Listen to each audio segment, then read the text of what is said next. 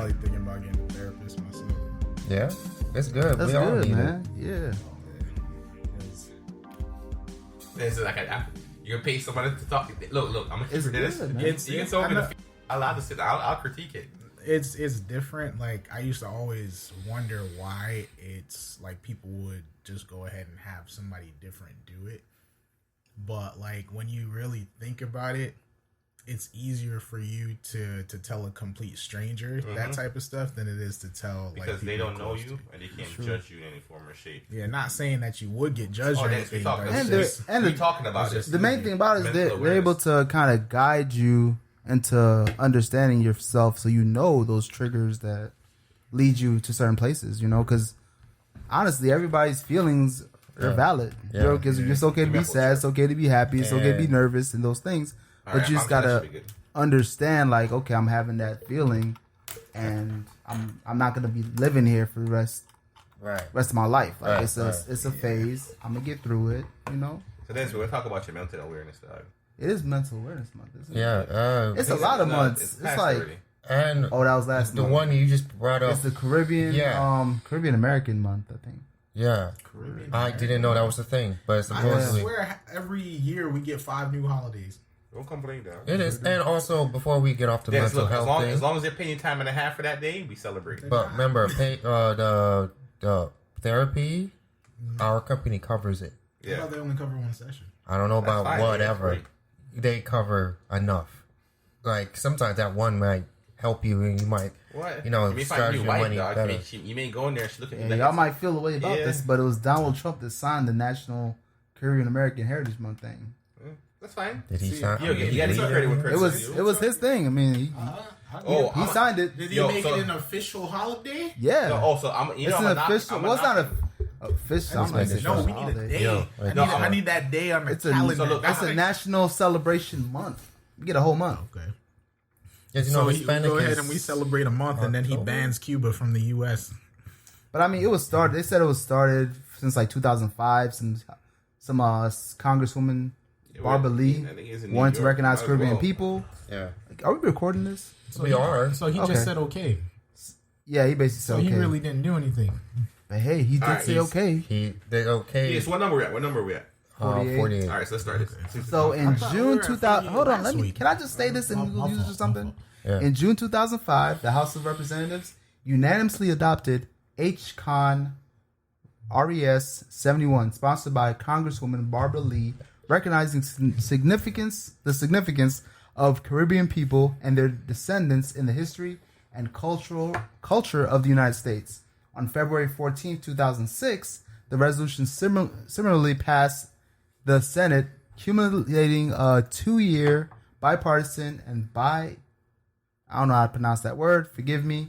The proclamation was issued by President George Bush on June 6, 2006.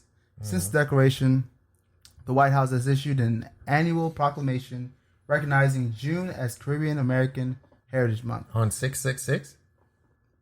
Yeah. 6/6/2006. All right. So, anyways, this year marks the 14th celebration of June as National Caribbean American Heritage Month. The campaign to designate June as National Caribbean American Heritage Month was spearheaded by Claire Nelson, founder and president of the Institute of Caribbean Studies. Through the commemoration of this month, we hope to ensure that America is reminded that its greatness lies in its diversity, with Caribbean immigrants from founding father Alexander Hamilton to journalist Malcolm Gladwell, who has shaped the American dream. So this is episode 48, y'all, of the One Pop Podcast. My name is Donville. Dennis. Trev. Hey, boy, CN. Yo, I'm going to say things that our minds been left to fathom based on this week are information that has dawned upon all of us in different ways. Dennis said something very important to me earlier. I want to make sure I put this out. He said he wants to go to therapy. I want to say this mental awareness is real. I feel like we all need it. If you don't have somebody to talk to, please find somebody to talk to. Among other things, there's a series I watch on Netflix, guys, and it's powerful. It's powerful. I don't even. I'm gonna say honestly, from my perspective, I don't remember the name. You know, when they see us, yeah. And I don't remember all the people. I don't remember the judge, the prosecution. You know, I mean, I think I said I did the district attorney, anybody like that. I know some of the people who worked on it, but it's as a parent, as an individual, as a young man, of ethnicity, and I'm going to use the word ethnicity very, very strongly, because people here, when we talk about ethnicity, sometimes we're talking about just black and white. It's not. And I know sometimes the Hispanic community, and you guys don't hate me for making this comment, please. This is all based on my theory, my opinion. I lived around the Hispanic community for quite some time. I love you guys, some of my favorite. You know what I mean? But I do realize that a lot of Hispanic community kind of identify close to the Caucasians or more white people. And there's nothing wrong with that. You know what I mean? You're a lighter tone, so you probably move towards what your lighter tone is.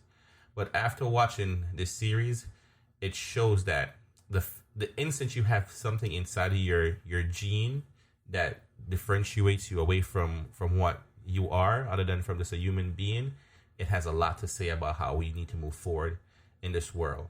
And the documentary actually is depicting something that happened in the early is it late 90s? Late 80s? Yeah. Late 80s, early 90s. And 1989. 1989. And I want you to understand, I want you to know how powerful that is. 1989. We're at 2019. And some of the basic factors of what drives, I don't want to say that small documentary, is still happening today. I think that's what my main concern is. I mean, we all got musicians, individuals. Yeah, well, let's break it down. I mean, let's break down exactly what happened. So, in New York City, you got this thing that happened, right? Yes. Lady was raped in Central Park. Yes. Okay, then you got these 5 kids that didn't do it, stated they didn't do it. Yes. But somehow was coerced into giving like a false statement admitting that they did the rape. Right. And honestly, seeing like I gotta prepare myself to even watch it because I haven't watched it yet. I've been watching interviews about it. I've watched Ava DuVernay, the writer and director of this, do interviews about it. But I gotta mentally prepare myself for this because it's deep. Yeah, it's real deep. So Donovan, you say it's deep. Yeah, because it goes, and the reason I say it's deep is because it goes beyond the race portion of it. It goes into like the law of it. Yes, you know, being able to question your kids without a parent around, without a lawyer around, just that alone is scary. Yeah. Now you add the fact that these are young black men. Yeah. Then you add the layer that these are kids. I misspoke. These are kids. They're in their 14. Yeah, 15. These are boys. You know what I'm saying? Applying that pressure from policemen, from a prosecutor, and just scared out of your mind. Like, I'm not prepared to watch it yet. So, all right, Donovan, I'm happy you got some interviews in before you know what was coming. If I tell you how I came across it, all right, guys, we talked about Killer Mike a couple weeks ago, right? And Killer Mike talking about supporting black businesses. Yeah, you know what I mean, black owned stuff. So when I saw the documentary, I had no idea what it was. Oh wow, so you got hit. Yes, that's the reason why I feel the way I felt, right? So I'm sitting there, and then I was like, I'm eating some breakfast. And I was like, you know what? I'm gonna find something to watch on Netflix just to blow some time. Yeah. And I saw, no, don't judge me. I got a smart TV. It's not as smart as it seems. But whenever you highlight over Netflix, it kind of shows you like new shows that kind of came out or what's popping. So I saw that it was a predominantly black cast. I was like, you know what? Today was gonna be my day to support black businesses, guys. and I turned it on. So I started watching it, and at first, I'm gonna keep it real, I was not going to watch it because it kind of did a little stereotypical thing of what black people kind of look like in New York during that period. Yeah. So I was like, oh, I guess it's gonna show some hip hop stuff. No idea what's going on. So it's a spoiler. Yeah, I mean, for anyone who hasn't seen it, it went down the rabbit hole of showing how parents somewhat interacted with their kids. You know, like, and from a New York standpoint, I'm gonna go over one of the young gentlemen. He's coming home from, and I could, and just to interject, I could relate because I kind of grew up not as a teenager, but as a young kid in New York. So I get the environment. I get it. Oh, so Donville, you're a little bit more stronger than I am because that means you kind of understand this way more. Because I'm not someone from New York. I visited New York once. I spent less than 24 hours in the city. Don't judge me.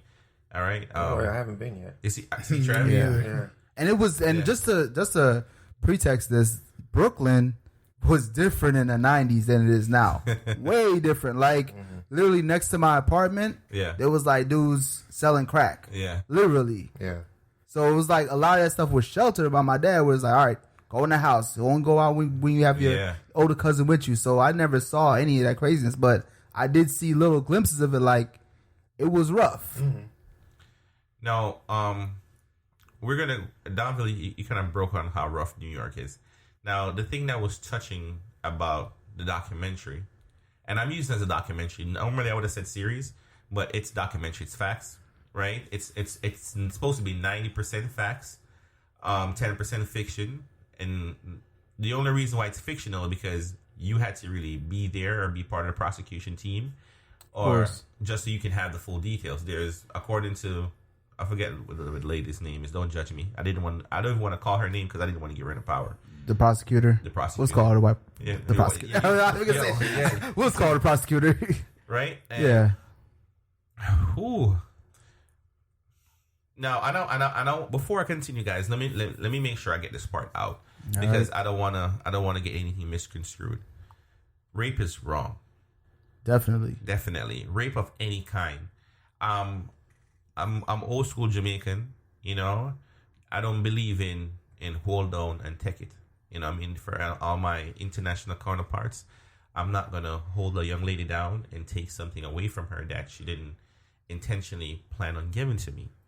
Right? So I want to make sure I clear that. And I strongly believe if anyone did commit a rape charge, whatever is coming to them, they deserve it. And I will go a little graphic. In the United States of America, they lock you up. In Jamaica, when they catch you, you know, Trev. Yo, you wish you was locked up. You wish you was locked up because and I'm gonna give you this part of a story based on the fact that my sperm donor was a police officer. So my mother had a lot of experiences about what goes on in the police station. Yeah. And what she would tell me whenever they'll catch somebody who they know rape like a guy that did some rape, they'll get like a little clamp and hold his privates and put it in between the door and slam the door on it. Yo, so that's blows on skirt. Yes, you know that hurt. Did you hear about what happened to those dudes in Yemen? Elaborate a little bit from it. Well, I think it was like 4 guys or whatever. They had raped this little boy. They gang raped this little boy. So when the masses got a hold of them, they were publicly shot. Yeah, jungle justice. And then they hung their bodies from a crane so that everybody could see them. Yeah, and I want to say this. I do believe in justice. Not all justice is good justice, but then at the end of the day, it's a justice. And I want to make sure I really and truly want to get that part out of the way. Because I've known young ladies who's been raped, and it's not something that I wouldn't want to put anyone through. You know, that's a hard conversation having with someone that has been raped. Yeah, it is, man. And you'll be surprised how many ladies that we know has been traumatized. It's just you don't know what kind of questions to ask. You don't know where their mindset is anymore. It's tricky. So, Trevor, all right, I'll give you a scenario from what I came across with a rape victim, right? She was a friend of the family's, one of the most beautiful Jamaican women that I've met. Mm-hmm. She's beautiful, very career-driven. and I'm not gonna call her name because I don't want to No. put her personals to tie anything in. But she was beautiful, and she was saving herself for marriage. And I won't use the word save herself because that means she hasn't been touched as yet. And she was 27 years old, right? And she's walking through the park. It's not the park. If you in Jamaica, it's basically trying to get to the bus stop. So there's like little fields and stuff you got to go through.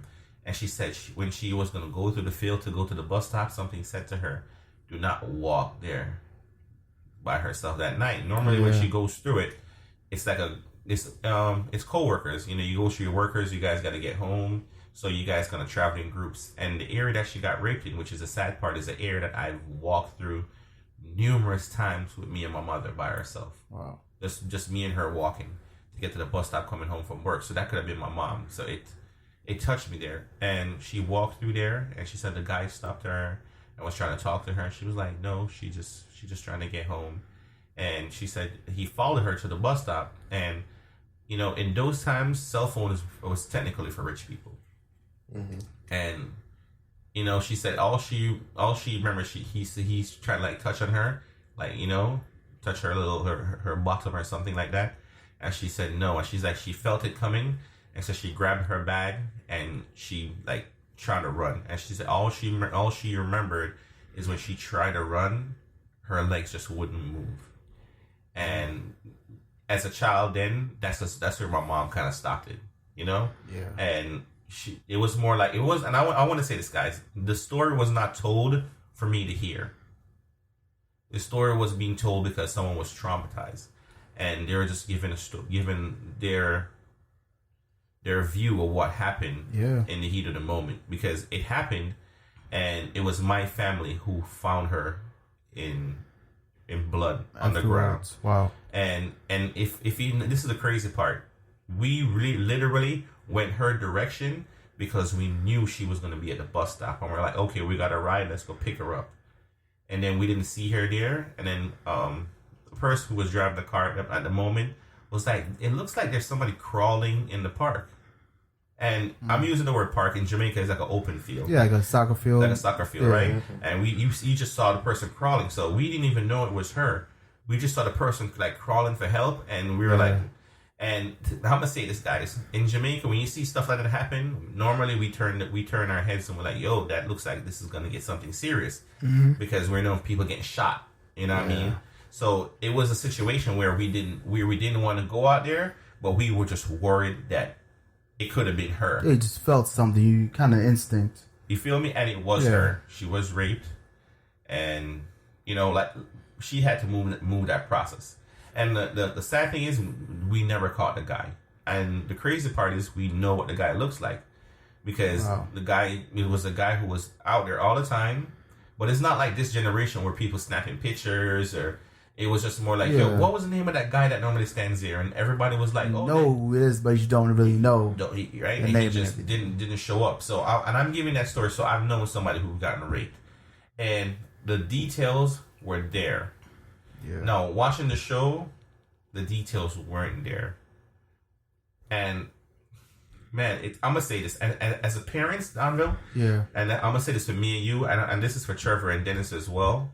Right, for whenever you got your kids, because I'm telling you something I don't know, right? And I'm learn the law a little bit, because if you don't know the law, and I'm not saying like go knee deep in the law, but just stick your head in for a little bit, right? Just so you can grasp some information.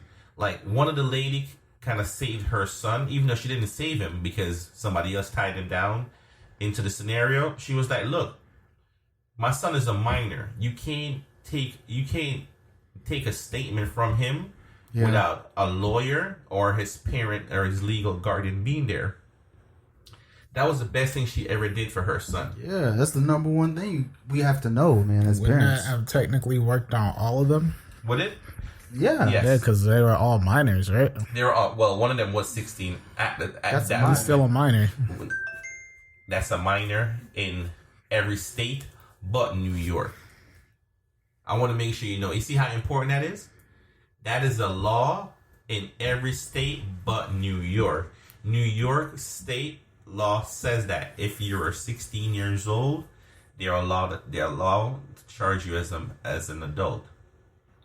Yeah, but can they talk to you and take? They still can't talk to you and take a statement. No, in New York you can without a lawyer. Without a lawyer. Well, actually, Dom, That's you're the right. thing. No, in New York, they do need a parent's permission if you're at 16 at the time. If you're not, they do need a lawyer present. What year was this? This is in 1989 when this happened. And that's actually, if I understand correctly, that law has now been changed because it was widely used to target young minorities, as you can tell based on the story. What was that phrase of that the stop and frisk? Yes, movement. That was a Yeah. Is it still going on? No, it's not illegal, stopped. but I'm sure it still happens. Yeah. So, they stopped it now because based on because that was the main idea of it. The stop and frisk was actually was I would say established. If I'm correct, it was in 1988, and that's when that whole genre was pushed. Yeah, you just run up and like, you know what? Let me see your papers. You look guilty. Yeah. Like, where you going? Where you been? Yeah, but start questioning people. And I want to say New York used a loophole right there because yes, and Donville, you're correct. If you're under the age of 18, you are still a minor. So yes, they could charge you as an adult, but you still have to be treated as a minor. Yeah. So if you're a parent and you do not know the law, yeah, then that's a very tricky one right there, right? Because that's not even tricky. That's an imbalance. Well, I think that's why they changed it. Yeah, because remember, it's not the cop that charges you. Right. Yeah. It's until they give it to the prosecutor. Yeah. Right. And the prosecutor, you get read your charges, like, you know. See, in those type of scenarios, they kind of set it. They'll set it up to the point where it'll drag out as long as it needs to. Yes. Till that person is of age, correct. So they can charge them, and they will go to that type of extent. See, well, and that's exactly how that worked. So I mean, and it's tight. It's tight. It's hurtful, especially when you have to watch, because if you look at the statistic, and I want to use the word statistic. Statistic is very strong, because when you look who it was targeted, it was predominantly, and I'm going to say this in New York, and it's because it's in New York, was Hispanic and Black Americans, and I'm going to say this for Jamaican people too. When you're dark skinned, even though we like to go into the category of we being islander, when police sees you, you're a Black American, and if you look light skinned enough, you're Hispanic. My mom is light skinned. When she's in Miami, they try to speak Spanish to her all the time. Mm-hmm. I mean, we saw that with Tiger Woods when he was arrested. They put black on his thing, you know. So it's not, they're not looking to see like, oh well, let me accurately describe John. He's half Asian. It's looking like, hey, that's why I'm laughing. Pretty bright to me. Yeah, that's what you are, you know. Yeah. And mind you, these kids were from Harlem, right. So look at the demographic of that community.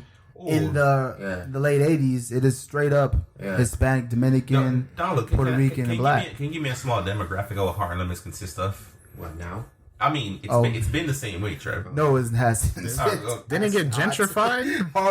Harlem is different. It's not even. They don't even call it Harlem. No, they call it I think South Ha. Soho. They call it Soha. Soha? Yeah. So there's a Soha and a Soho? Correct. There's always been a Soho. There's a Soho, but now they turned yeah, you know, they're moving from Harlem to Soha. So yeah, it's completely gentrified. Oh yeah. And the reason why gentrified. The reason why I ask is because I've always, from what this is, and I'm gonna say this is my perspective. When I hear people talk about New York and where in New York people are a little bit more financially stable, they normally say people in Harlem are a little bit more financially stable. I never heard anything about people being financially stable. I would say like certain parts of Manhattan. Manhattan, okay. And definitely out like Queens is a little bit better. Right. Like, that's the first time I saw like actual houses. Like out in Queens, like wow. Yeah, okay. All the people that I've heard that are garages and stuff, you know, financially stable out there are people that actually have like careers and like have money. But like basically in the 90s, look at any place where the Jewish people were. Right. Those were the nice spots, for real. That's just how it was. I mean, one thing I remember, because I grew up in like Crown Heights. All right. So Shout out to people from Crown Heights. shout out PS1 61. Yeah. But right next to my school, elementary school, there was another school, and it was like a Jewish school, right? Yeah. And like in my school, Jewish school. yeah, in my school there was no playground. There was literally a slab of concrete, like a prison yard. Like that's how it, like straight up it was basically a prison yard. Honestly, the fences were huge, like about 5 times my height. How high the fences were, and there was like the girls might have had like some jump rope, whatever, but there was really nothing for you to do in recess. Just stand around. Play tag. But right next to our school, the Jewish school had a beautiful playground. They had like the it wasn't even the mulch; it was like that rubber stuff. Yeah. Right. AstroTurf. Yeah, like you can't even hurt yourself. And it's back in the 90s. You fall, you bounce back up. So That sounds nice. So one time we got to school. Me and my friends, we got to school early. I'm like, yo, we want to go over that playground. So we jumped the fence. Man, we like our lives changed at that point. Like we didn't care about school. We were just running around. And luckily, my cousin saw me. He was like, "What are you doing?" He's like, "Get out of here!" But hey, I never forget that moment. It's What like, you doing wow. over there? Yeah. There are nice places in Brooklyn. It's just that we don't have access to them. Yeah. You know. I don't know. We had grass in Fort Lauderdale. It was always a field. Where? Never necessary. No. For recess, Bear had a field. They had a soccer field. It wasn't like a traditional soccer field. It was just one of those things where there was like a little thing in the ground that was like, hey, this is where the goal is supposed to be. Yeah. And then there was one on the other side, and then we just went and played. And then we had There's a clear difference between Sunrise and Lauderdale Lakes, and Lauderhill. Like Lauderhill had all the where you think a park should be.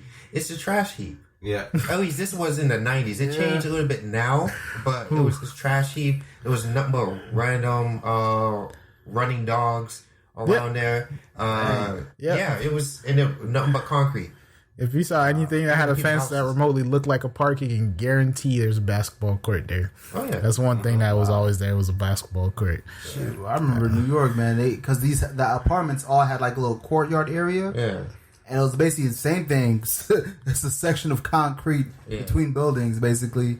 And you would always have like somebody's because within the courtyard you could basically have people's windows so they could see the courtyard. Yeah. And some people, they'll be cool. They'll let you hang like a little milk carton, and that'll be your basketball hoop. Yeah, like a milk carton with the bottom cut out. Yeah, like, yo, you play ball. That's what you do. You know, there was no basketball. I mean, do like, what you can. That's why I say like minorities are very resourceful. Yeah, very resourceful because you can make a milk carton into a basketball hoop. You can make concrete into an actual football field. Brother, that milk carton was universal, dog. Because we played basketball with it. We played baseball with it or stickball with it because we used it as the home mound. The hood hockey, right? And then hood hockey, yep. Hood hockey, bro. Man. Yeah, and then we also played soccer with it. Granted, it was a lot harder. Of course. But when I tell you accuracy, skill, it makes you better. You know what I'm saying? Because you got that. And you guys said that because sports, I know they play baseball a lot in America. In Jamaica, we play cricket, right? Yeah. And growing up, when we didn't have a cricket ball, what we used to do, we have box juice in Jamaica. Box juice? Yeah. It's basically the juice that comes into a sizable box. It's a juice carton. Yeah. It's a juice carton, but not a big one. It's it's like it's mini size. Juice carton. Yeah. The little ones, like the juicy juice ones and all that. Yeah. Well, okay. Dennis, we see how you say we call it box juice in Jamaica. Oh, it's not really like the juicy juice it's ones. Bigger than that because you know the top of the milk carton where you could like kind of separate it and pop it. Yeah. It was like that. Yeah. Oh, that's how they used to do the orange juice in Fort Lauderdale. So Dennis, imagine those long orange juice one, but a little bit half of it. Yeah. So we used to go to people's dumps. Right, they're trash, and we used to take those empty ones, and we'll take them, and we'll start stuff them inside of one until it comes hard enough. So when you hit it on the ground, it bounces. You see, that's a carton. Yes. Yeah. You see how you said it like that? How does it bounce? Because I guess the amount of carton you can stuck inside of it, when it gets hard enough, it is going to get hard. And when it hits the ground, it bounces off. It's made out of cardboard, But it's right? Yes, full. it's full. If it's cardboard, if it's hollow, it's not gonna bounce. But if it's full, that energy is gonna allow it to bounce because it's gonna transfer all. So Dennis, that's Y'all thought that out. No, I'm telling you. You see how you said we thought it out? When I was younger and that was first shown to us, we didn't even think of it. We just looked at it, was like, oh, it worked. Let's go. Yeah, whenever we needed a ball to play cricket, because for us, the only ball you could get to play cricket was a tennis ball, right? Mm-hmm. And tennis ball was rich people stuff. Yo, for real. What I mean, if you saw someone with even a tennis even ball, in New York, tennis ball was rich people stuff. Dennis. Yo, speaking about rich people stuff, I had passed by the gas station up there. You know that game beer pong? Yeah. Keep in mind, you can get a pack of solo cups for like what, $1.50? They got special cups. You get those ping pong balls from the dollar store for $1. Yeah. Tell me how you got them both in the same bag for $9. $9.99 actually. For $2? Mm-hmm. That's funny. You guys got me. Got my mind jumping on some of the craziest things that I seen got finessed this week. We'll catch up with that. But back to the box carton thing, because in country we used to use like fruit seeds, like the avocado seed. That's what we use. That was a good one too. The cricket ball. You see how you said at Downville? You used to take the coconut, the palm trees. You know how it joins next to it. You will take that, and then you basically get a machete and you chop it down, and you just chop the edges. I wish you guys can see me doing this. I know exactly what you're talking about. And that's now you be a paddle. That's how we made our cricket bats, and it will last about 3 weeks because it lasts long enough until the material of the tree starts drying out. Yeah, it becomes too hot. It becomes too light, so you're really gonna get no power of it. So it's only good when it's green. Yeah. What was that game that they played in recess? Where they kick the dodgeball. Where they kick the dodgeball. Kickball. Yeah. Kickball. We used to. It was ASS. Yeah, we played. I didn't know that spelled ass until. We used to say, "Oh, you play ASS?" Cause you know those 3-wall setups. Yeah, and you're supposed to have a few people lined up, and they're supposed to dodge. And yeah. We used to call it, my generation, we used to call it ASS. Yeah. And I was like, oh, you want to play ASS? Then years later, when I actually learned how to spell. Yeah. Trevor, it's not when it came to thought. I've been saying ASS for quite some time. Yo, when you finesse one of those dodgeballs from the school and they didn't notice, all you need is one. The whole hood's happy, dog, because everybody's coming out to play. Man. No, I mean, and there was this dude that owned a section of land in the neighborhood. Yes, like he had like a huge yard, like it was like the size of a field, and he basically put like a bunch of stuff there. And it was a white guy, like an older white guy or whatever. And he never came out and hung out with us or anything. That's like dangerous. he just vibed, like, because all our parents knew him and stuff like that. And he said he said he'd rather have a place for all of us to play where we like it's safe than have us just wandering the streets. So like literally the whole like duplex community right here, you could see straight into it because it was just a wire fence. Yeah. So he's like, yeah, anytime you guys come after school, just pop up and do whatever it is you guys do. So we played all types of stuff out there. Like, it was fun. Nice. And then eventually he moved away, so we went back to the streets. No, but you see, Dennis, we just identified something that these 5 boys from New York was being deprived of. Mm-hmm. I want you to understand, minorities are some of the most inventive people in this country, right? Because we're a podcast from the United States, and we found ways to change and define our generation in every way possible. I mean, we can go back to things that we created that was taken away from us. You know, like the light bulb. Mm-hmm. Yep. Right. You know, shoot, in that regard, it might as well give me a discount on those Philips Hues, dog. They're too expensive. No, but you see, but this is we made this, right?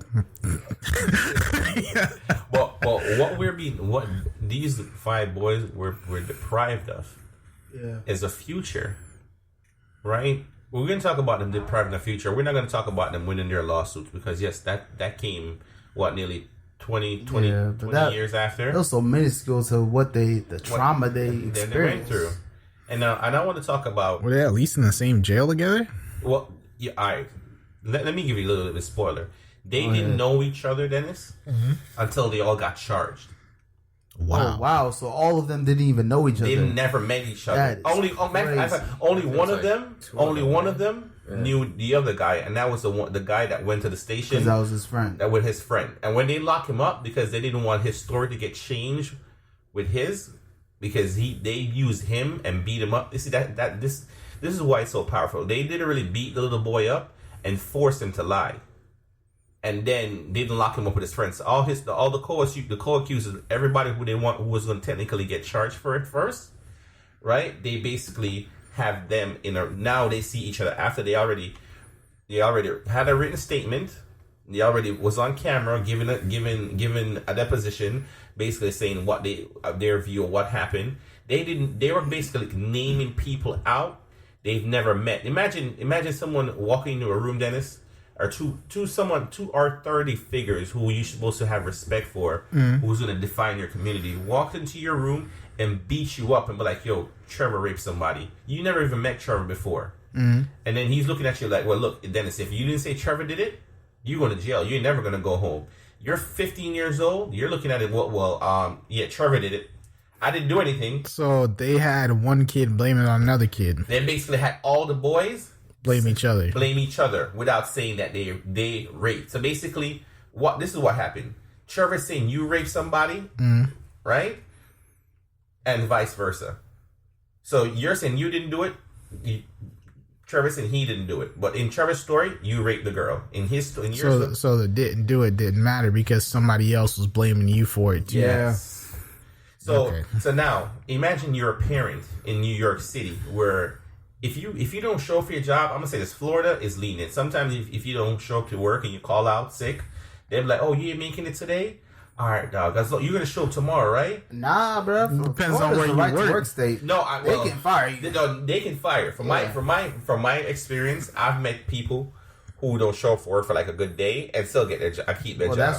They're lucky. I'm not that. Instead of Florida, you will be fired. No, well, I know Florida's the right to work state, but from what I gather in New York, because it's such a more compact city. No, but New York, they got unions, man. So it's probably just. I know what you're talking about, though. The dude that his job was threatened. Yes. Yeah, but just to clarify, New York does have unions, so your job is actually more secure in New York than it is in Florida. Okay, because the way the documentary kind of didn't make it seem like your parents kind of left, like two parents basically couldn't be there because they had to go to work, and if they didn't get to go to work, somebody's gonna get fired. So basically, one of the first kid that they caught to give a written statement, his pops couldn't wait for him. Because his pops had to go to work. So he's just left in police custody. Left his kid. And they utilized the fact that he was left there without an adult to get him to say something. So he left him in police custody. So he basically gave them consent to do whatever they wanted. Right? So when he got back, right, his son already gave a statement. And he's reading the statement. And he's like, yo, you sure you want to do this? And his son is like, yeah, Bob. Because I want you to understand. When you're a young teenager and you get locked up and you start getting beaten by the police, you don't want to be there. So they start telling you to do some things and you want to do it. So what he basically did, and his pops read his statement and he was like, yo, look, pops, they said they're going to let me go as long as I tell them what they need to hear. But nothing registered to their parent. And I'm going to say this, it would have registered to me. And that's because of how I like to seek for knowledge. I know better. Right, but you're looking at your child who's scared, frightened, telling you that they want to go home, and just sign a piece of document to get them out, and you basically didn't pay attention to what you signed. Now you signed this document, you're like, okay, I'm taking my son. They're like, wait, no, your son ain't going nowhere. He's gonna stay here now. You're like, wait, why is he staying here? Then you find out you just basically, as an adult, you kind of signed off on your child saying that they raped someone. Right? Now, one parent, if every parent was like this one parent, it would have never happened. Because they were like, oh, well, your son gave a written statement and we have his footage saying that he raped someone. She was like, you can't get that from my son. And well, we just got it for your son. She's like, you can't get it for my son. There's not a lawyer that I assigned that was present for my child there. For the fact that you actually detained him and questioned him without my authority, right? I'm gonna call the New York Times. Matter of fact, before I had this place wrapped up in litigation, go grab my child. That's how she got her child out. But because Dennis, say you weren't that kid, but because Trevor said, well, I saw Dennis there, that kind of tied him into it still. So he still got caught. He got caught up in it. He got caught up in it, even when he didn't do anything wrong. And Dennis, I'm going to show you how sad this is. When they picked him up, he basically saw the police stopping him and harassing somebody else. And he was sitting there looking at him like, oh my gosh, they're harassing him. Like, man, this is crazy. And the police looked over at him and said, how old are you? And he was like, well, I mean, I'm 16. And he's like, well, I'm not really 16. I'm 15. But I kind of lied on my little school ID thing so I can get the girls. You know what I mean? And the police was like, yeah, I know what you mean. Well, we're gonna bring you downtown. That's how he got caught up. And then his boy, the one who tied him down, was with him. Who was like, well, his mom, because as you can tell, his mom was the mom who was like, yo, I'm gonna wrap this place up in litigation. Yeah. He's like, I know your mom. So if I leave you in a situation like that, your mom is gonna be on me. So that's how I'm gonna go with you. And that's how they both went down to the precinct. Mm-hmm. Just because the police stopped him because he was 16 years old. Now, I'm gonna push this further because I'm pushing this further because I want people to go out and watch the documentary. I've already put you down a little rabbit hole. Go watch it. It's emotional. Yeah. Right? I'm gonna get to the real meat of the issue. Now, Donovan, I'm gonna ask you a little question before I start. Can you pull up the white police lady? I forgot her name. She's the prosecutor. I don't think she's the prosecutor because she's not a lawyer. So she's not. You're not talking about the one that's being shown everywhere. Yes, her. You're talking about her. I think she is the prosecutor. That's the prosecutor. She's the prosecutor. Yeah. Pull up her name, and I want to identify something. And when I'm about to say, guys, I'm challenging everyone to go find this information because it's disgusting. It's nasty. Linda Fairstein. What's her name again? Linda Fairstein. Linda, you evil dog. She's not fair. No, she's not fair. I'm gonna say Linda. She's still alive. Yeah. Yo, I want you to understand. She was a leader. She was the head of like the rape district in New York. For anything that happened to woman empowerment, she led it. She was a leader. The instant all this blew up last week, she resigned all her position. Now, Linda, I don't want to hear the last name. Linda, you're evil, dog. I'm gonna share why Linda is evil. Linda she's not getting charged with anything. Nope. She hasn't been charged. Nothing. As in hasn't yet. No, she's not going to be charged in it. Remember this case back in the 80s and 90s dealing with when everything came back and all the people got freed and the money got exchanged. Yeah, all that. This been happened. It's just we're being shown it now. Hell, no, I want to still get it. I'm sorry. So, you see, that's what I feel. So Linda, well, that's what's happening now. I mean, people are really trying to find a way they where they can really get her because basically she's like you said, she's been she was on the board of certain organizations that's been taken away from her, and even on Twitter, like she's off gone. Twitter, or she's off social media altogether. Now I want to say this: Linda said something right after this happened, and after she said this, her Twitter disappeared. I'm happy her download brought it up because this was a very good thing because she didn't want the backlash of it. She said in that system that New York had in the 80s and early 90s, it was a perfect system. Because if a crime would have happened in the vicinity, they could have sent the police down to your area, and as long as they came back with someone who's around that area, they will get a conviction. How is that justice? How is that justice?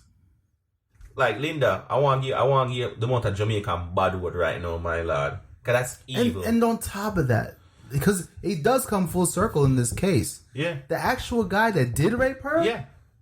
He raped other people after that. Donville. And then admitted to it. Donville, I want you to understand. They had the socks with his DNA in it. And they basically, they didn't use it because he was showing DNA. The DNA was at the crime scene.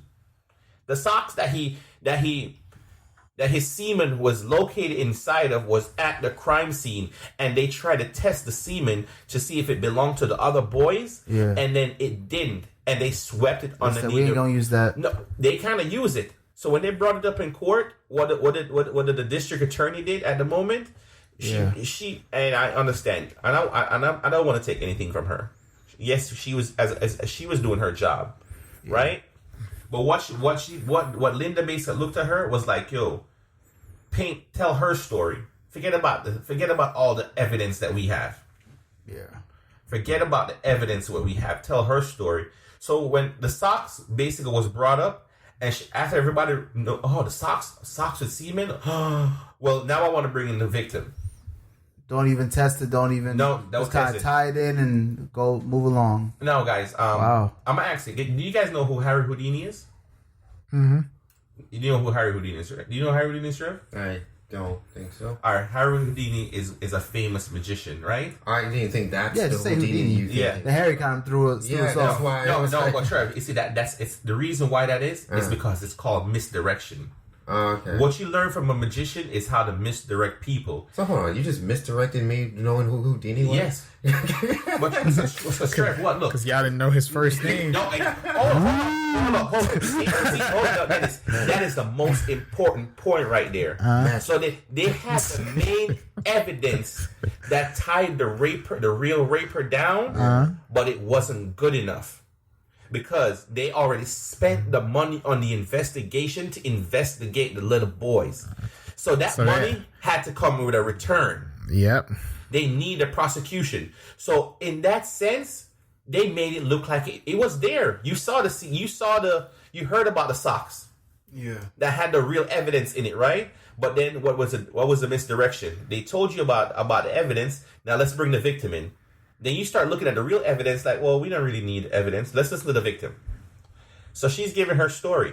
And I want to say her story is a very tough story. It's hurting. Because she lost all her memory. She can't walk. She can't use the bathroom properly. Like, wow. I wonder. What? Yeah, she's still, yes. Dennis, she was rich. I want you to understand. Homegirl was she was a financial banker or something like that. Mm-hmm. So her money game was good. You feel me? She basically went from I'm not saying she was looking hot, but her life. Somebody caught her slipping on the block like that? No, she was. So the guy who raped her, she goes for a job. So basically, and I'm gonna say this. You know how some of these people do? They go on jogs on some of these roads that require them not to be on. Me, just like when I see them, I turn the high beams on. Not saying I'm trying to blind anybody. I just want to make sure I don't hit nobody. But that's a whole other conversation, right? And she basically went for her run, and homie caught her. So I'm gonna say this, I'll utilize a whole house, right? Basically, me and you're hanging out in the backyard. She got raped in the kitchen. So they found every way possible to say that.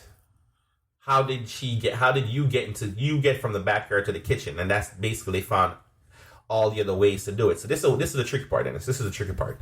So you remember that one little kid that went with his friends? Mm-hmm. Now, all the other kids basically said that we didn't rape her.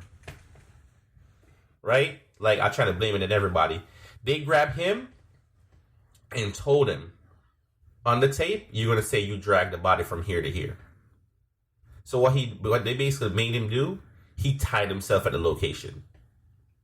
So her body was here, you dragged it from here to here. So they basically... What was the purpose of making him say that? Like, because the other kids, the other first four boys that they caught, they couldn't. They basically, in all their statements, they basically gave some negligence that they couldn't tie them down to say they were all. They weren't at that location. They were not at that location. Yeah. So his statement came in, and all the stuff that they basically wanted to hear. Oh, she got hit with a pipe, right? They utilized that. That was a major thing. Right? Was there any blunt force trauma for her? Yeah, she went through a lot of trauma. Homegirl lost memory, bro. No, like, did she really get hit with a pipe? Yes, she got hit with a pipe. Yeah, that was a real rape that occurred. Yeah, it was a real rape, but it all was done by somebody else. Yeah. Mm. And Dennis, I want you to understand. Now, we're gonna talk. If you see how big the park is, for them to be from where she got raped, for them to get there, it would have taken them a good like 20 minutes. So they had to find ways to put him at the park. So basically, he's sitting in the waiting room waiting for his homie. The police basically grabbed him, brought him in the office to go talk to him, right? And then start beating down on him. So imagine you just about to turn 16. You don't know what's going on. Now nobody noticed any marks on him or anything. No, Dennis? They catch you and lock you up if you can't make bail. How long? All right. I don't like going down certain history. All right, this is how it works. When you get locked up, Dennis, if you can't afford bail, you ever sit in what's called a TV judge or a judge. What happens with a TV judge? You basically end up going in a room after 2 or 3 days. If you get locked up on Friday, it's the worst because you got to wait for Monday and Tuesday. Then you can come in Monday, and if the judge decide that who's the one who's doing the TV cases, if he decide that he was sick that day or he's on vacation for that week, you sit in jail until he gets back. You feel me? So you have time to heal. That's tough. Yeah. So basically, long story short, don't ever get locked up, right? One, and don't ever get locked up on a Friday because you're going to spend the whole weekend there if you don't got the money to bail out. So that's a whole learning factor of being arrested. So they use everyone information. I want you to understand it. I'm giving you the details, and it's just reopening wounds for how I feel. Because for one, the last kid, he can't read. So he gave a written statement, and he didn't know what's written on the paper because he can't read it. He couldn't say that? He said that, but it wasn't even knowledgeable because he was supposed to be in school and he skipped school. So because he skipped school the day that the event happened, it even made him look more guilty. He's a suspect. He looked more of a suspect. Now, Dennis, after you see the victim... That's wild. After you see the victim, I'm going to keep it real, their story felt so obsolete. Because you sat there and you just listened to a lady tell you about what she just experienced as a human being. Right? And granted, now we're talking about the scales of life.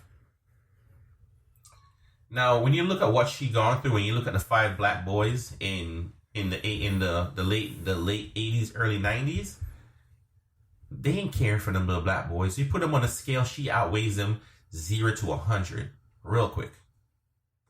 That's how bad their weight is. So they weren't looking to help them. They had activists, everything. No matter, I want you to understand the fact that they brought up so much evidence, even the police officers who was on the case, right, gave falsified information. Basically, so they go, yo, Dennis, so did you do it? You're like, no. Did you do it? No. And they beat you up a little bit. Dennis, you do it? Yes, yeah. So he told you no a couple of times, and then after you detain him for 12 or 16 hours, questioned him, he said yes to you. Yes, that's what happened. And that after I told you no, it's like in your subconscious as a person, you feel like if I don't say what you want to hear, it's like I'm stuck in the situation. Now, I'm talking to you as a grown adult in that time frame. Putting a minor in that time frame is even more strenuous. Yeah. 16 hours you ain't eat no food, you ain't get no sleep, and they're slapping you around. Yo, what I mean, it's powerful, it's hurtful. Yeah, it's a heavy biopic, and yeah. I mean, yeah, I do encourage everyone to watch it. I will eventually watch it. I just know it's just you got, as Donovan was saying, you gotta get yourself ready. Yeah, you have to mentally ready, because it's almost like how I don't know if they still make slave movies, but they're from what I heard, they're gonna slow down on that because the black community is getting tired of seeing it. Yeah, it took me a while to see 12 Years of Slavery. After I watched that one, I was done. That was my last one. I was done, man. Yeah, so it takes a while for us to get ready for these kind of movies. Yeah, because I remember when whatchamacallit, Master Colonel's wife came out and she was like, oh, she asked Platt if he could read. And he was like, no. She was like, oh, are you sure? Yeah, I'm sure. Well, how did you learn to play the violin then? Well, Master showed me what he wanted me to play, and I learned that way. So he kept showing me until I learned, and then I just played what he wanted me to play. Yeah. Oh, okay. Well, that's good because that would have been 100 lashes for every word that you know. I was like, what? Yeah. Yeah. With a bullwhip? Yeah. She basically told him she would have killed him. Crazy. So, guys, and A certain type of evil, man. Yeah, I just want evil. to say that that's a certain type of evil. That's And she enjoyed being. Yeah, but you see, I'm gonna keep it real, Dennis. What she just said is what Linda basically did. So because, Lord, I'm gonna say this, and they got a deal. Linda got him to offer the kid, little boys a deal. If they would have confessed to the rape, they would have got 2 years. And they were like, no, we're not confessing to the rape because we didn't rape anybody. So they got time. And the time frame that they got, guys, I'm saying I want you guys to go over it. And I'm not saying I want to open up with a story stemming from something that happened a couple of years ago. I want to open somebody's eyes, right? And I feel like watching this will open your eyes. It's like cooking. You know what I mean? No matter how much you read the recipe, sometimes you don't know what it feels like to cook the food unless you put your hand inside of it and get down and dirty and know what's really going on. And I feel like this is what a documentary will do. But other than that, guys, I want to change the topic. I know I kind of lingered in that one for about an hour. Definitely good. I mean, it's an important documentary that people do need to see. But again, we have to preface it and say that prepare yourself for it. Yeah, you know, to really get into it. Yeah, and please, it's a lot. And Donald said something heavy. Don't be like me, guys. Don't be the TV watcher who stumbled upon it. Sometimes it's best you research some of these stuff we watch before we get it. I mean, as I said, my rabbit hole started when I was just trying to support something else, and it led me to something more. You know, last episode, you guys hear me talk about say less and say more, but I felt like I started out with less when I started watching the TV and ended up with so much more. So that was just heavy. I got a new topic. Wow. Rapper busted for spending $4.1 million on company card to fund rap career. Yeah. I heard about that. That boy. Like that $4.1 million, $4.1 million on what?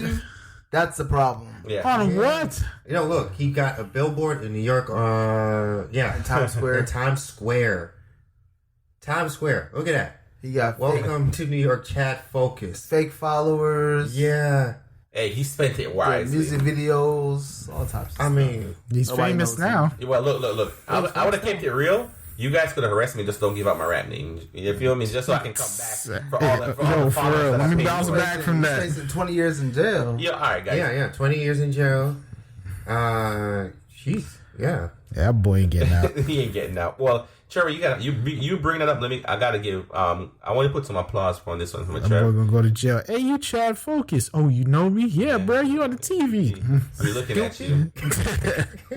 But Trevor, based on you bringing that up, I want to give a shout out to Jay-Z. Jay-Z is considered on the Forbes list. And the Forbes list, the first black billionaire musician. I want to use that word very good because he's not the first black billionaire. He's the first black musician billionaire. Right? It's a first rapper, yeah. Yes, I remember for the longest we thought it was gonna be Diddy too. Well, Diddy, and I thought Master P was gonna do it for a while too. Yeah, but Master P stopped really making music. It's not even about music. No, that's good. Music, and I'm happy he said that. Did you hear the breakdown of what he did? I got the breakdown right here. I was hoping down for that guy so he could go through for me. Come on, facts. Right. So $70 million stake in Uber. Nice. That's money. Ownership of Tidal streaming services, that's like $100 million. Right. Art collection, $70 million. Ooh. Ownership of Rock Nation Sports Management, they don't get to break down the price.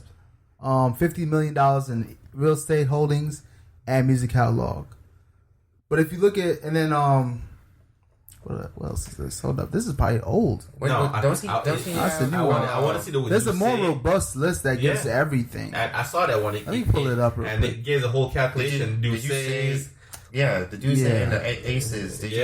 Like that too. And Don, why you here we go. I got it. Come on. I got things I want to talk about. So the Deuce.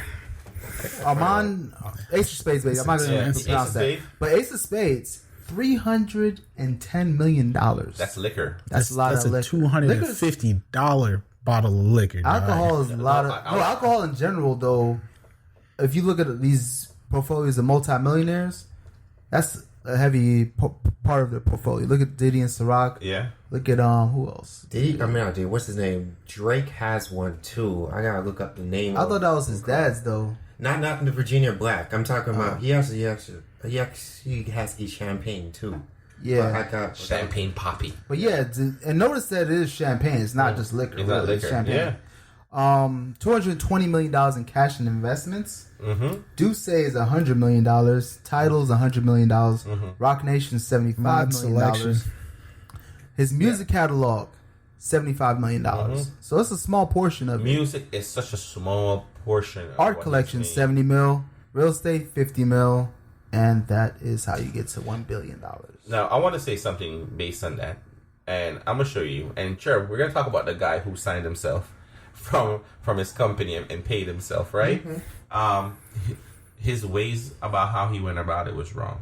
You can't take somebody else's money like that with them not co-signing for it, and that's why he's in jail. If there's one thing I learned about living in America, don't steal nobody's money. You can steal somebody's shoes, right? It's petty crime. You steal somebody's money, it's like you're doing some serious time. You feel me? Which is funny because they both actually worked out to the same value. Right. But it's a whole nother conversation. But what Jay-Z has shown that sometimes you got to step out. Like, step out of your comfort zone. I like stepping out of my comfort zone because I'm very comfortable in my comfort zone. Sometimes you got to be uncomfortable for you to get it, right? I mean, granted, the steps that he took towards his billion was music. The first couple steps, right?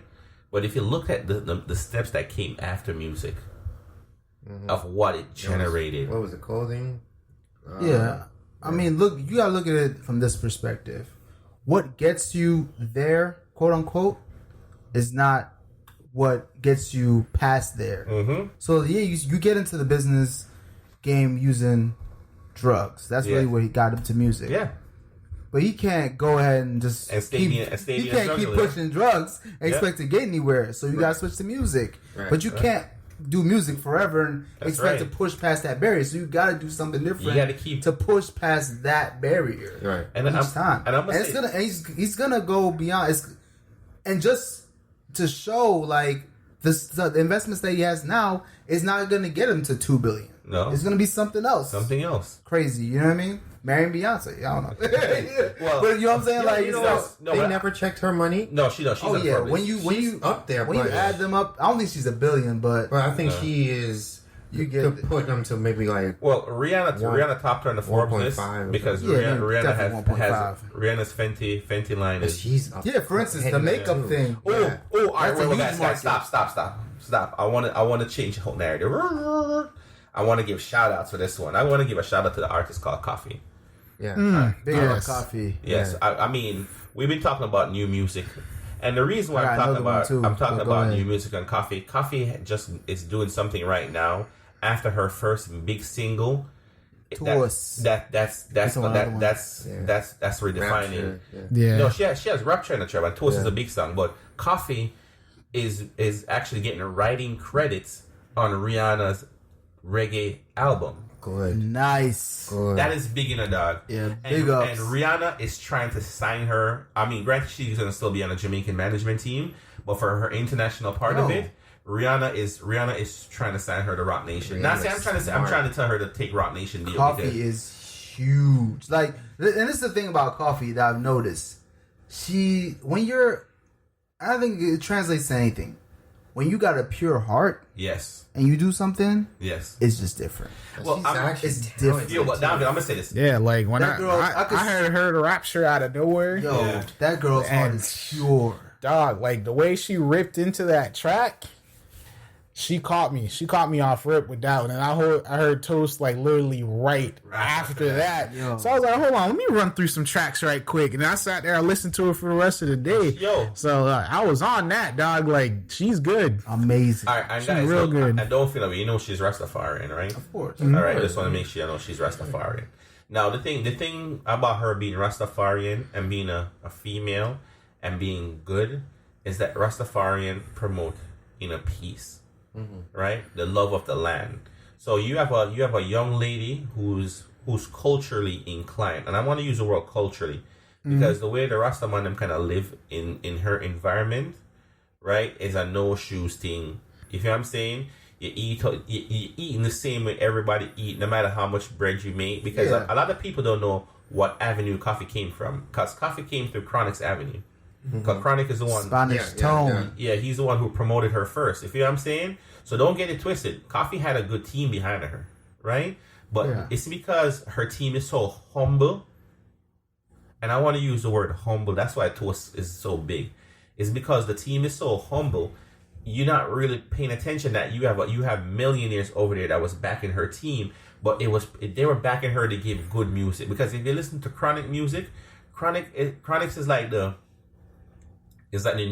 new age version of what reggae music needs to be.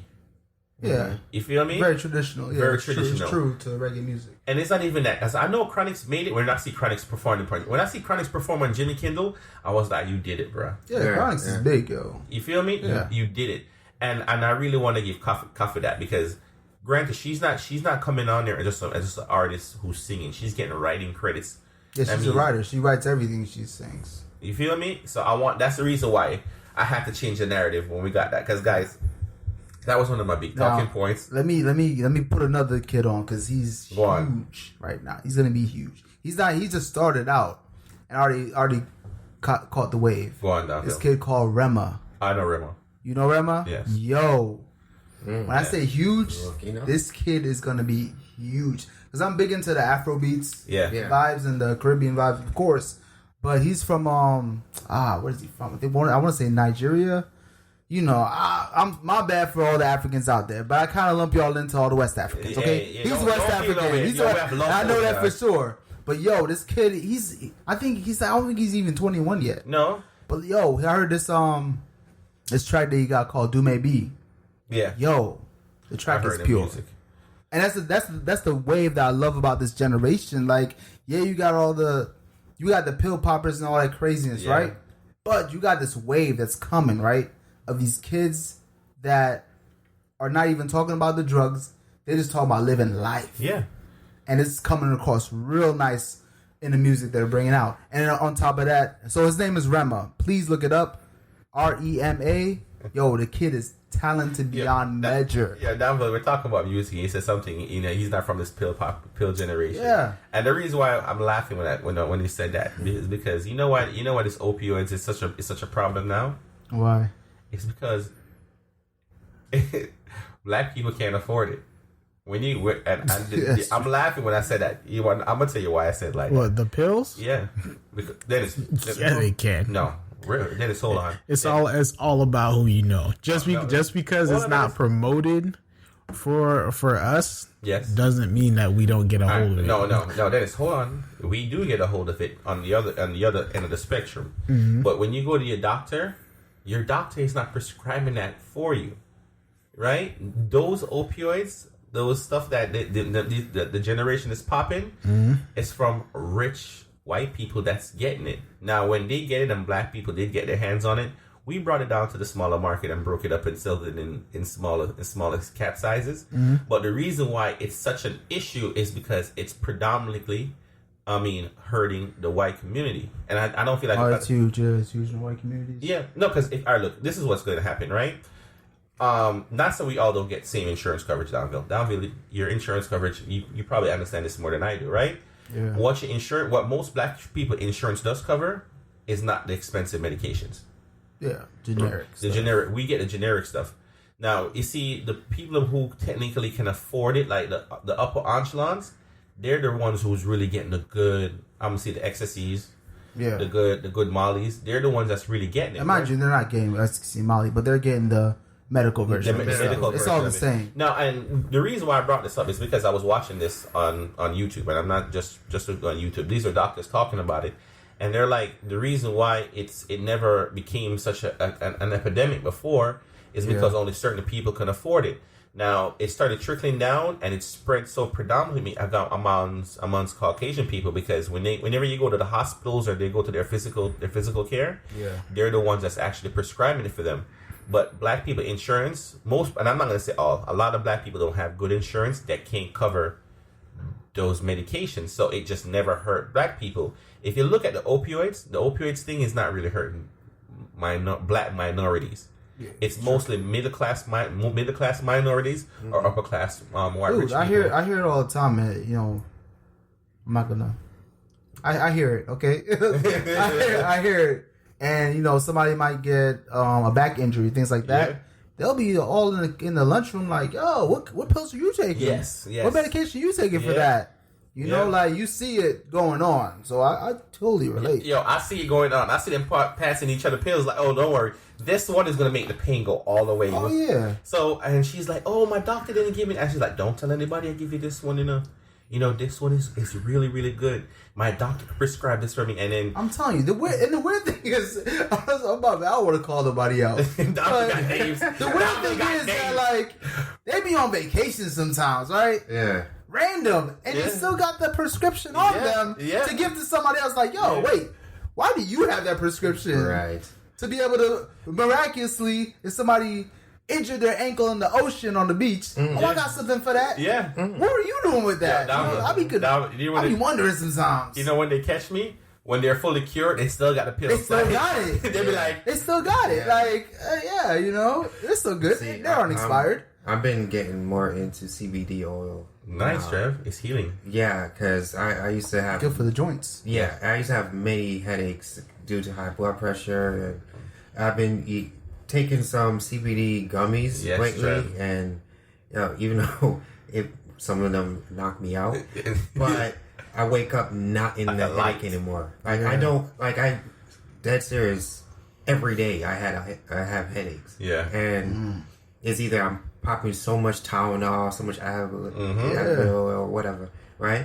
I'm doing that, and then it's like far between from any other headache.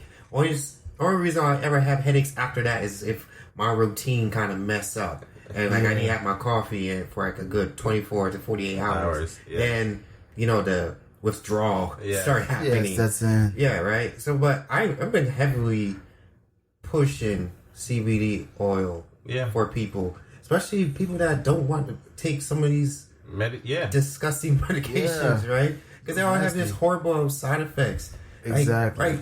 I'll be real. Right now, my mom's weird. Let's just put that out there. That's fine.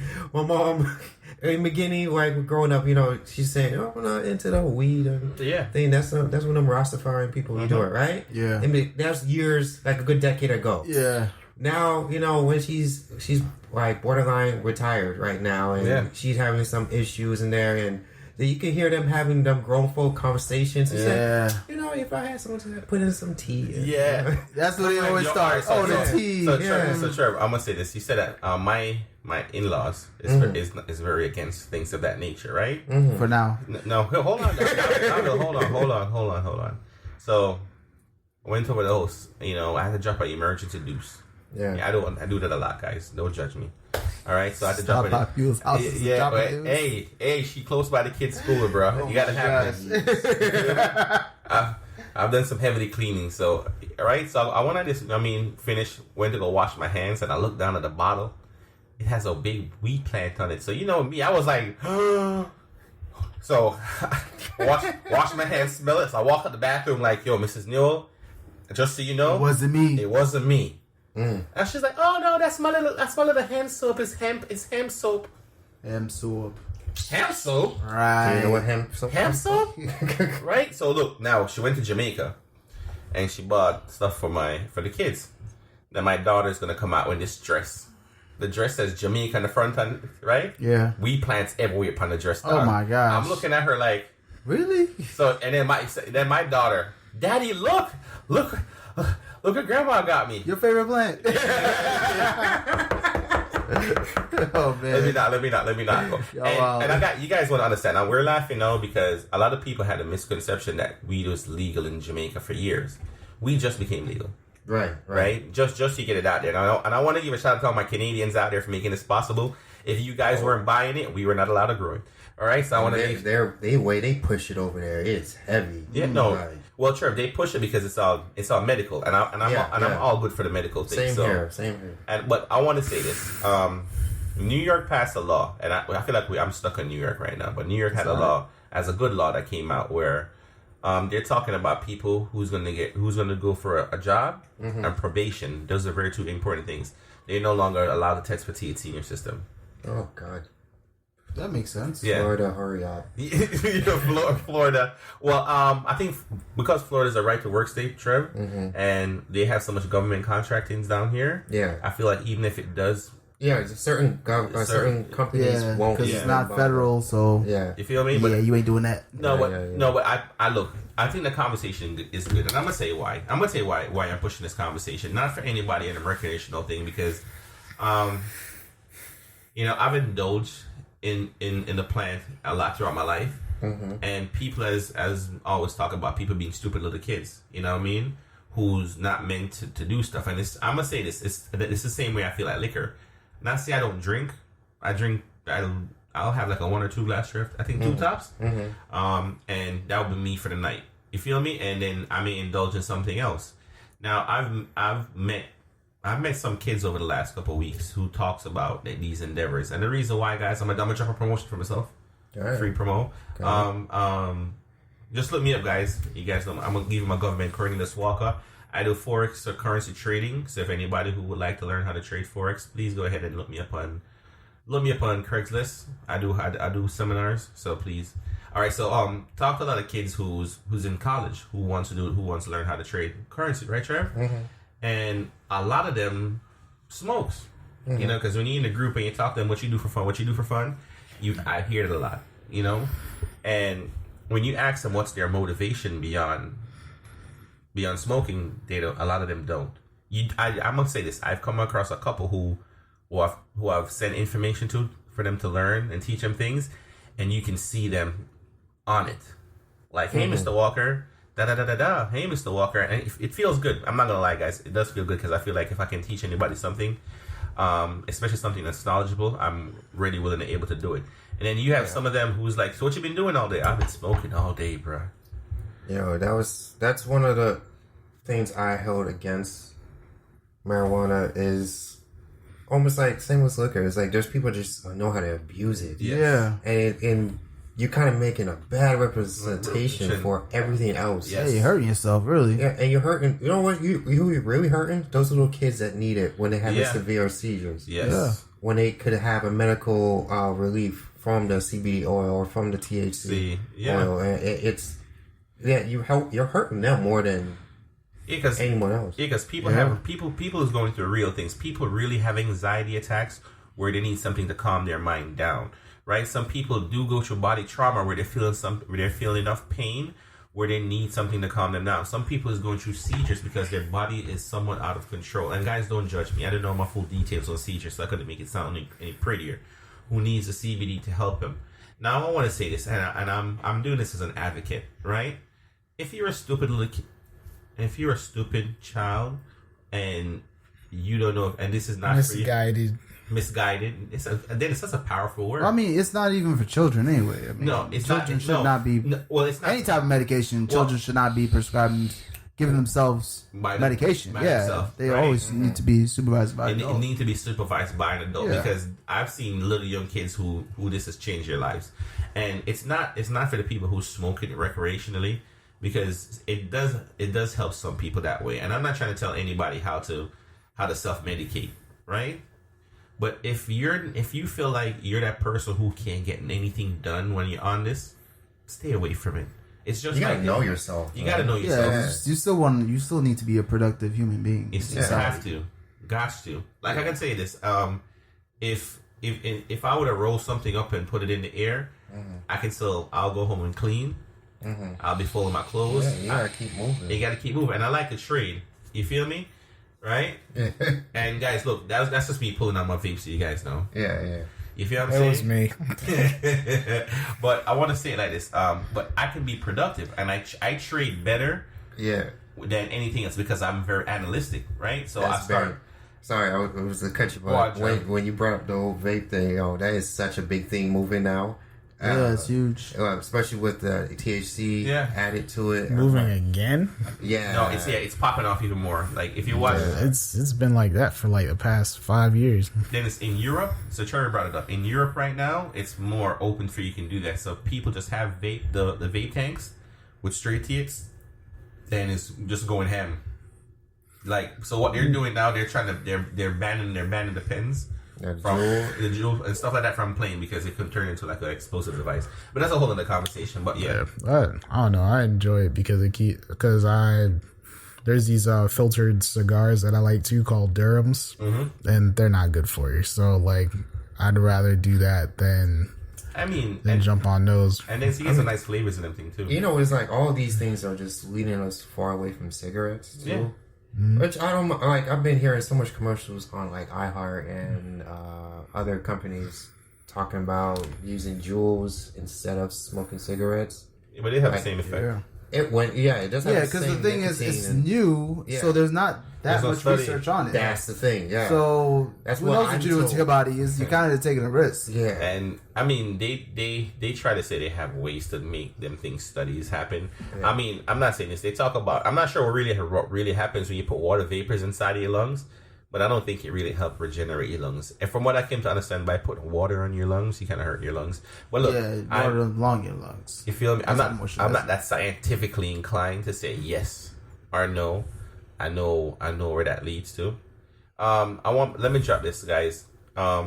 Big Golden State fan. I see Toronto destroying them. I got to give credit when credit is due. What credit, yo?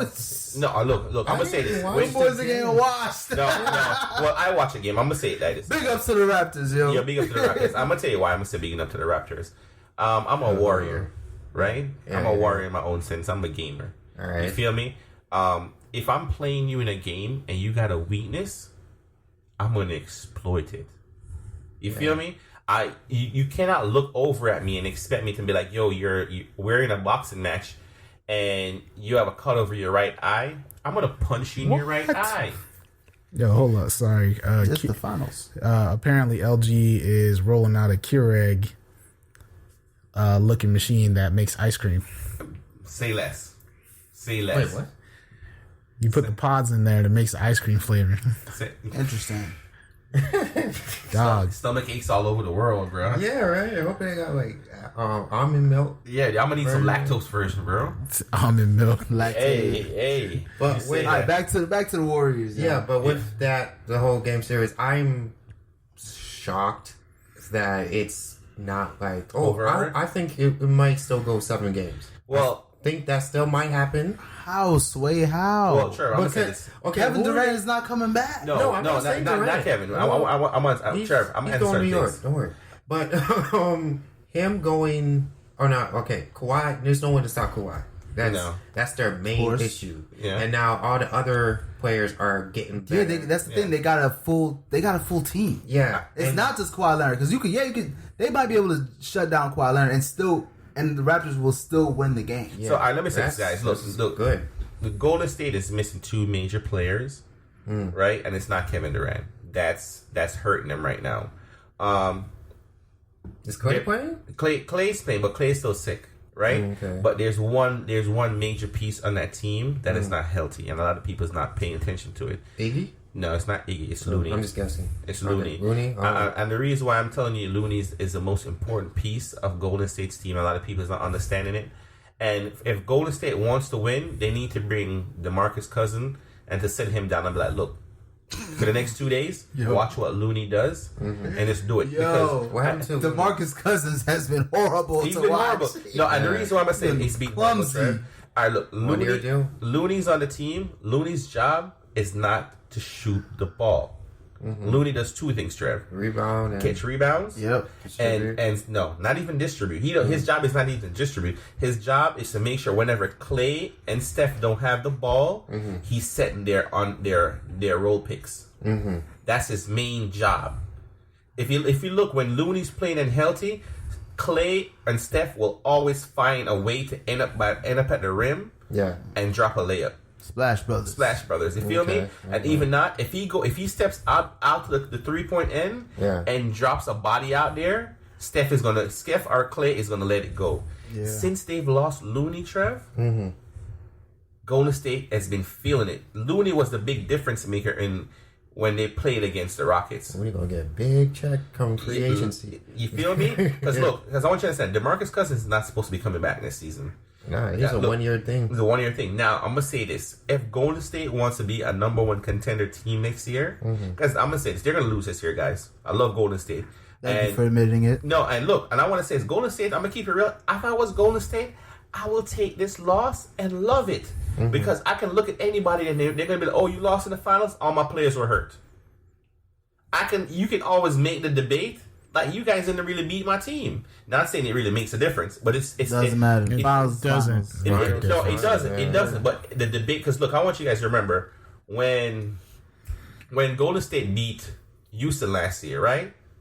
Everybody looked at Houston to rule Golden State out. Yeah, like they could have done it. They could have done. Then Chris Paul got injured. Then Houston just couldn't seal the deal. Yeah. Right.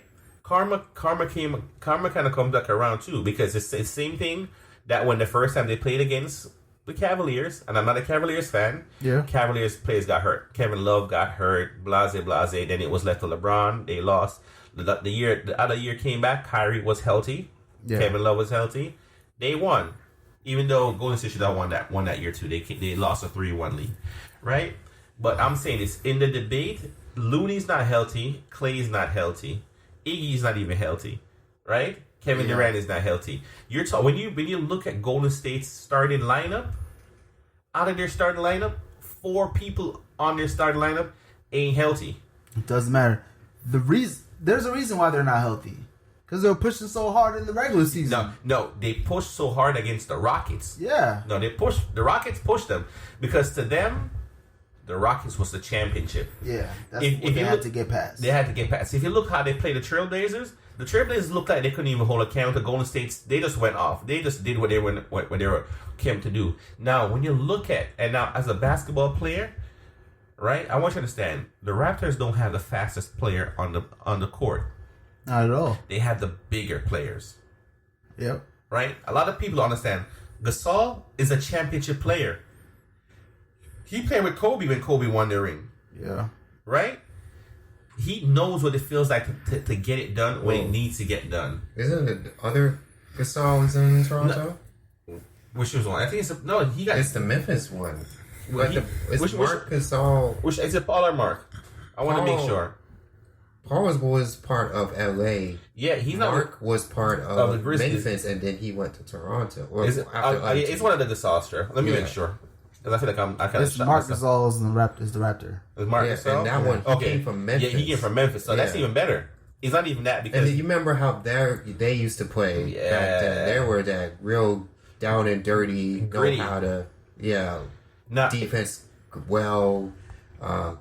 They know the way they're playing in Toronto is how Memphis is. It's how Memphis is playing. Yeah, and I'm thinking about it. And I want you to understand, if you watch how Leonard has been playing the ball, Leonard drives down the court and he don't look to shoot. He don't shoot unless you realize the Raptors getting put in a situation where their role player guy got to shoot the ball. He drives down. They have not found a small forward or a shooting guard to play defense on him. He goes and drop that body and goes like this. And when you look at their perimeters, there's always 2 guys who's standing out there like this. Yeah, ready for it. You're ready for it, right? So shout out to Green. Right. And you're gonna look at Golden State trying to double Kawhi, and I'm looking at them like, you guys, look. And I want you to understand this: my team lost in the Eastern Conference Championship against them, doing what Golden State is doing now, and it's like I don't understand people. If I see them if you watch them double Kawhi in the Bucks, I want you to understand that when the Bucks was not doubling Kawhi. They were beating them. The instant they started doubling Kawhi, they were lost. Set right? the trap, yeah. And they kept on doing it. It's like, yo, you didn't just realize that you're double teaming the man and he's dishing the ball out and you're losing. Now they went back and they're doing it again. So I'm gonna say this. Look, Kawhi did what he needed to do. He became the superstar of the team to draw the attention, just like what Michael Jordan did for the Bulls. You pull that double team, when that double team comes to you, you have to dish the ball out. Yeah, if you got good players that's gonna make it happen. Yeah, you gotta step up when someone is being double teamed and you're the ones about to receive that ball. Get Step ready. up. And Yeah. I want you to understand, the two players that has been playing awesome in the series has not been playing pretty good the whole playoffs. Is it Ibaka? Well, what's his name? Siakam? I forgot his name. Him and Lowry. Siakam and Kyle Lowry. They have Kyle been- Lowry had a good game the other day, though. Yes, he on did. Wednesday. Oh, we gotta talk about that. Yes, we got to talk about, was it Wednesday night? I Yeah, it was Wednesday night. And Kyle So- Lowry, go on, Downhill. So Kyle Lowry, he ends up in the front row, floor seats, whatever. He Yeah. was trying to get a ball trying to get a loose ball. and fell down, which happens, He respectively was getting up, and this gentleman that he didn't even fall on just decided to push him and start cursing at him. So Kyle Lowry tells the official, tells the ref, like, hey, this guy's pushing me, whatnot. And the ref is like, I ain't see nothing. And it ends up being taken care of. Yeah, he got pulled out. Surprise, the guy, I'm going to call his name out. It's Mark Johnson. Go on, I think Downhill. Stevens. Mark Stevens? I think thought it it's was Johnson. I remember seeing We're going to find out right now. But yeah, right before everyone don't know who this person is, and you saw he got pulled to the side, right? So we're thinking, oh yeah, he got kicked out, rude self. But yeah, then we found out he's actually someone important. They kicked him out. Yes, Mark Stevens. Yeah, he's spending And too much money. He was actually the investor for the Warriors. Yeah, Billionaire dude, Silicon Valley billionaire, right? yeah. So he ends up getting charged $500,000 in fines, and he has a 1-year ban from the NBA games. Is it 1 year? I thought it was like a couple games. No, one It's a year. year. 1 year. What you say? It's a year. Yeah. Yeah. Now think about it. A billionaire got charged what, 55,000? Oh, 500,000. Half a million. Oh, cute. Yeah. So he got charged that. Someone, I forgot what's his name. Pardon interruption. He broke down how much a billionaire would get. The percentage difference. Yeah. That's basically a person like us getting charged $22 Yep. compared to him. Yeah. To his net worth. I ain't complaining. That's how much it felt. So you took a year out just not to sit in this chair. Instead of, hey, you're going to keep investing in us and you can never sit in this chair ever again. Because you crossed the line. You pushed a player when you had no necessary to. Because you see the video, he fell nowhere near him. And he and pushed you said, and then just, Started pushing some dudes. like you just going off like that. And I'm like, yo, as a man, you wouldn't do that out in the street. You to a guy like him. It's because he has worth. Yeah. If you call that worth. To him, he That's was what a he shoving feels. He's person. in a $35,000 seat, and he feels like he can do that. And that's shoving property, I dog. mean, from what I come to understand, he could still be at the game. He just can't be courtside. That's Nah, he got banned. He's banned for a year banned from all NBA games. Yeah, Yeah, he can't be It's on not the just that premises. stadium. here is not. because that stadium's now it's gonna be destroyed. Yeah, anyway. like that was the last one. But yeah, he's banned from all NBA games for a year. $500,000 fine isn't not enough. That ain't gonna hurt him. That's what I'm saying. Hold up, it's not all NBA games. It's all NBA activities. Mm. So not just the games, any NBA activities. So he can't go to the boardrooms Nope. or anything. None of Draft, none of that. None of that. Well, Damn. still, don't like just a year. A year is not. It isn't, man. Because if you look at it in reverse, if Kyle Lowry were to put his hands on the fan, What? come on, they would have thrown a book at him. If he would have pushed that guy, Come on, man, they would He throw the would book at him. fined. He would have been he would have been suspended games. excessively fined. Yo, he can't afford that. The fine that he would have got for homeboy. Kyle would have He retired. got He's that like, lawsuit for assault. And shout out to the dude that was behind Kyle Lowry, that was patting him on the back, like, "Yo, Yeah. chill, like, don't worry about it." Yeah, yeah. Because that's actually dude that he fell on. Right, He right. helped Kyle Lowry up, pat him on the back, like, "Yo, get out there, do your thing. Yeah, don't worry yeah. about this dude." You know. So shout outs to them. It's all good, but man, It's- and you know it's what? crazy. Lowry held it professionally, though. Even though he's still pissed, Yeah. and the whole NBA pissed is too, man, actually yeah. pissed, and the Players Association, they're gonna make some moves. And this dude ain't no little investor. He has 108 million. Well, I can't even say it. $180 million stake in the Warriors. Oh, so that's not. That's Yeah. nice. Yeah, That's that's a He's cool. still that's, banned. That's a cool. That's a cool check. But the band's not enough. I'm sorry. Yeah. It's not enough. See, but here's the thing, though. You got $180 million investment that you can't even touch for a year. But you ain't broke. You ain't broke. Like, if he was broke and banned, it's like, damn. That's like taking your. Actually, he wouldn't even feel it. He wouldn't even feel it. Never mind. Yeah, he wouldn't even feel it. If you're an investor, why would you're like programmed to automatically sit down there? Oh, it's just part of the program. The program. What is it? The system where you're an investor. You get free sitting. Yeah, you might get free food if you want. Because what? Your money's invested in this. I mean, it ain't free. You paid in advance. Investing wise, so it's not the same. You're making money. You're not really paying. Yeah, because the value of the Warriors has gone up. Yeah, because look what they're getting a new arena. Now and making money. Look at the players they have. The cap went up. It went from like I don't know the time frame, but it went from like $750 million to like now the team's worth like $3.something billion. Yeah. The Warriors because of the new dynasty. They've gone up a lot. So now just imagine that's who's now getting kicked out. And this guy's like obviously he's friends with like Bill Gates, Silicon Valley guys. And the commissioner, I don't know, something off about you too, because he's saying, well, he never showed any action like this before. And what does that mean? What does that mean? Yeah, it doesn't matter. He just never got caught before. When Steph threw that mouthpiece and hit that girl by accident, I didn't think I was ever going to see him play again, dog. That's the way that they was going about it. So, like, as far as that concerned, this dude's worth. I thought he was worth a cool $1 billion. He's worth $2.3 billion. Still less than Oprah. Yo, that means his billion ain't cool. How much is Oprah worth? I think she's like 4. What? You might want to check that because her value's been going up and down. Well, as you're checking that, did y'all hear Tracy Morgan's Bugatti? $2.5 billion.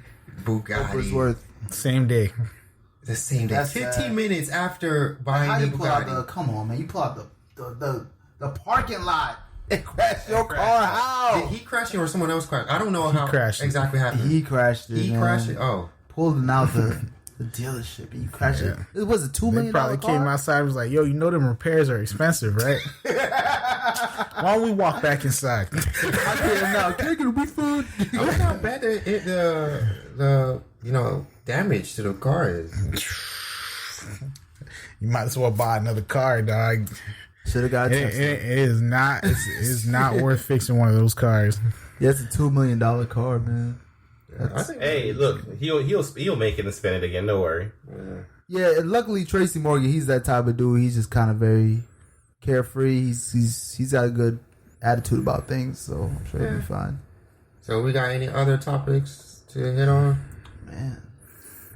So I'm gonna wrap it up. I think it's whips. I think it's total. Well, then. Oh, total? Yeah, I think it's total. Yeah, they're saying it's an instant. It was an instant. Oh no. Hold on. Yo, Tracy. No, it's not total. No, it's a scratch. No, to fix it, it's gonna cost $200,000. Ooh. Tracy, let me take that back. Let me take it back. Tracy Morgan wasn't cool about it. He freaked out. Yeah, I saw the video. I just saw. Yeah, he freaked out. He was like, it was a side swipe. He didn't directly crash or anything. $200,000.